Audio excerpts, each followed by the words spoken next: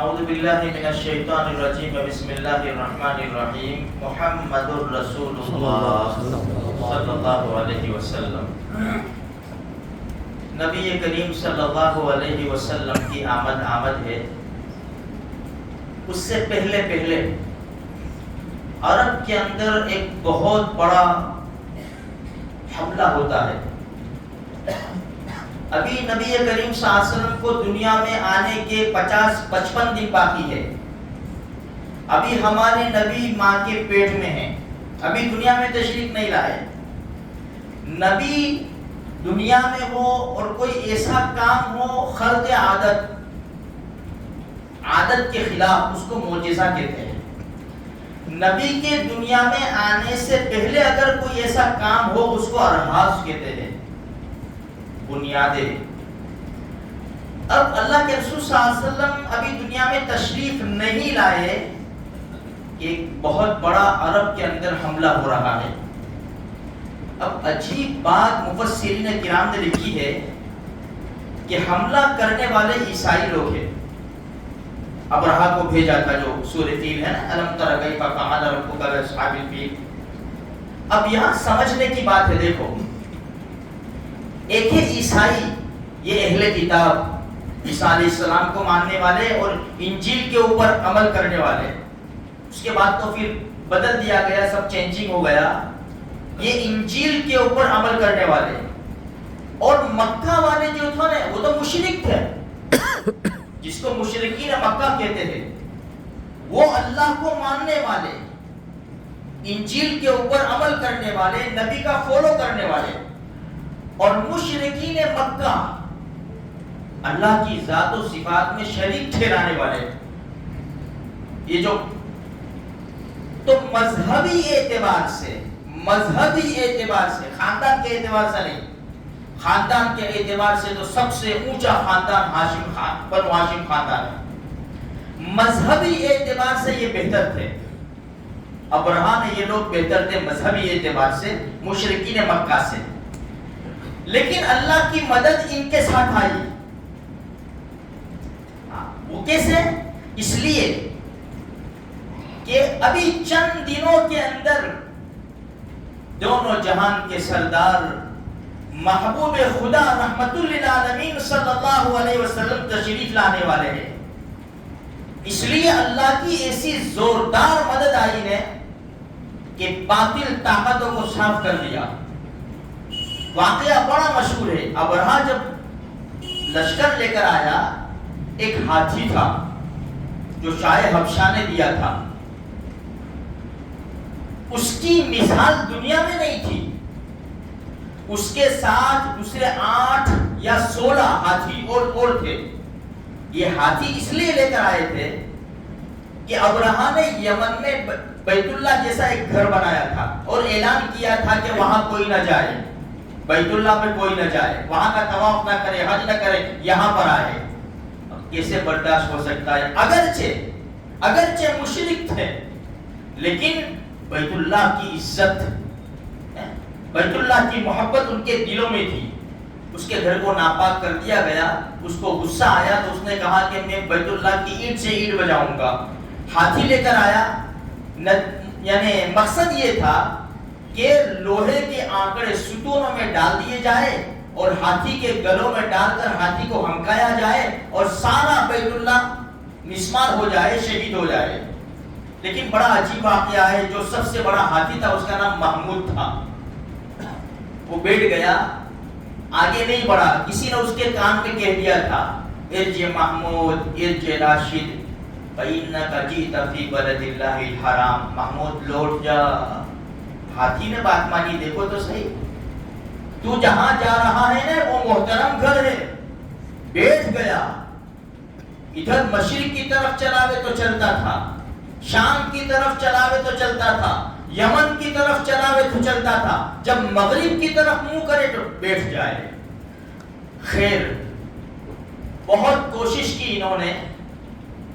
سب سے پہلے یہ داخل ہوئے تو جو مکہ کے باہر اونٹ چل رہے تھے، اونٹ پکڑ لیے ان لوگوں نے، 200 اونٹ۔ اب جو میں بات کہنے جا رہا ہوں وہ صرف ہمیں سننا ہے آج۔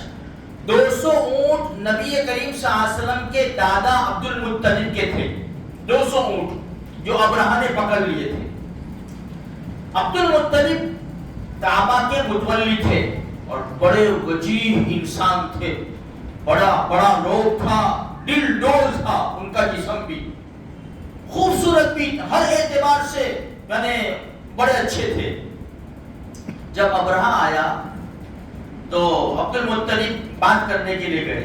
جب ابرہہ نے عبد المطلب کو آتے دیکھا نا تو ان کی جو وجاہت تھی اور ان کا جو روب تھا اور دل ڈول والا جیسا جسم تھا, عبد المطلب کے اوپر اتنا روب پڑا کہ وہ اسٹیج سے اتر کر نیچے آ گیا, اس کے تخت سے اتر کر نیچے آ گیا اور فرش کے اوپر عبد المطلب کے ساتھ بیٹھا.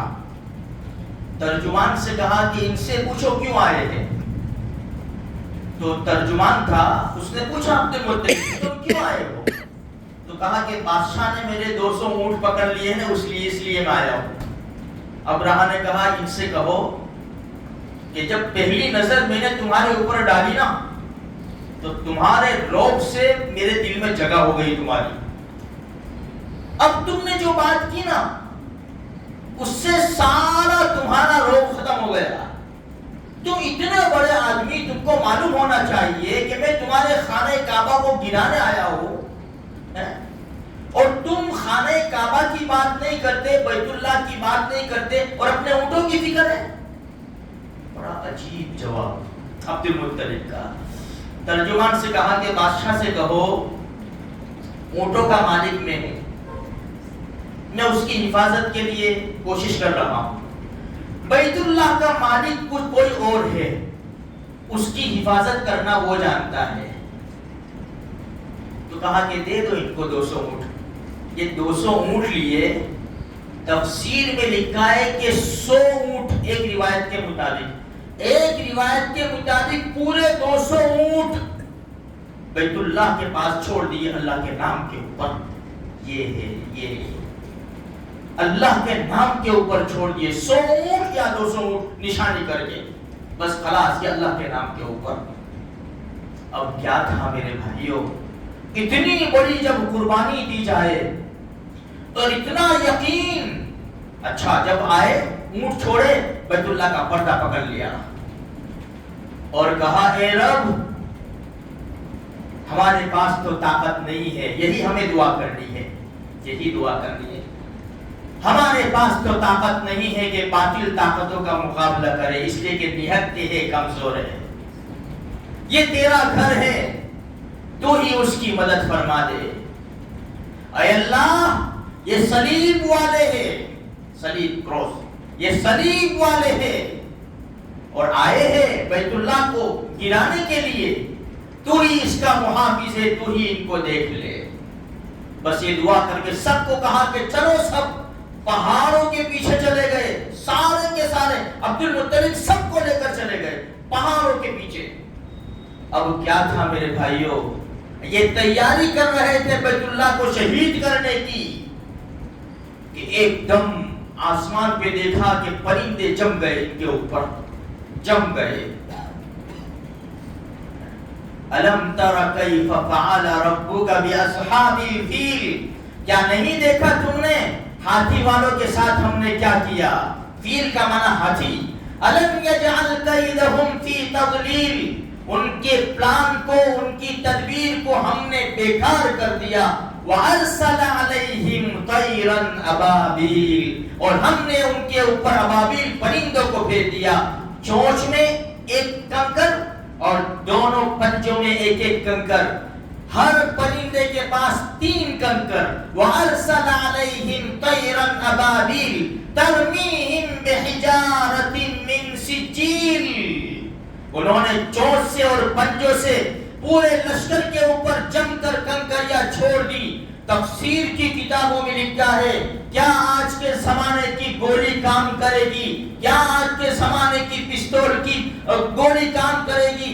جس کے سر کے اوپر پڑتا وہ کنکر, جس کے سر کے اوپر پورا جسم پھاڑ کر, سواری کو پھاڑ کر زمین کو پھاڑ دیا کرتی تھی.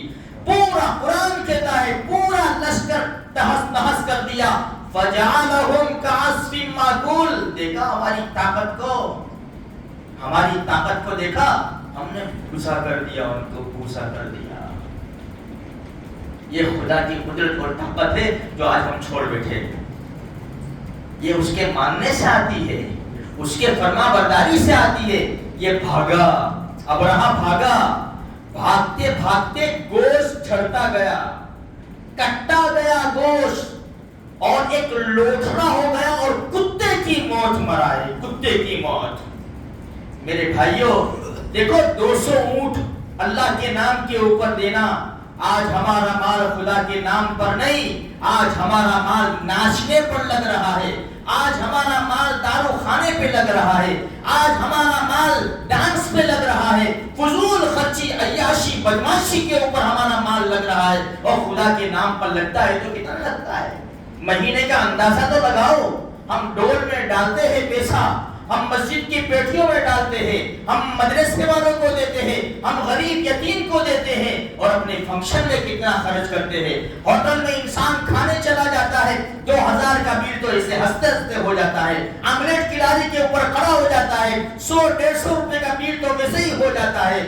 آج ہمارا پیسہ خرچ ہوتا ہے لیکن دوسرے کاموں میں خرچ ہوتا ہے. کاش ہمارے پیسوں سے یتیموں کے سر کے اوپر ہاتھ پھر جاتا، کاش ہمارے پیسوں سے بیواؤں کے گھروں کے چولہے جل جاتے، کاش ہمارے پیسوں سے غریب بچوں کی فیس بھر دی جاتی تاکہ وہ پڑھائی کر کے ایک بڑے بن جاتے اور ہماری قوم کے ہمدرد بنتے. لیکن افسوس کی بات ہے میرے بھائیوں، ہم ربیع الاول کا نام لیتے ہیں، عشق رسول کا نام لیتے ہیں، لیکن جہاں ہمارے نبی نے لگانے کا حکم دیا ہے وہاں ہمارا مال لگتا نہیں ہے، دوسری جگہ لگتا ہے. جب یہاں پر لگے گا اللہ کی محبت آئے گی، اللہ کی مدد پھر ہم اپنی آنکھوں سے دیکھیں گے انشاءاللہ. اللہ مجھے آپ کو سارے مسلمانوں کو پکا سچا دیندار بنائے.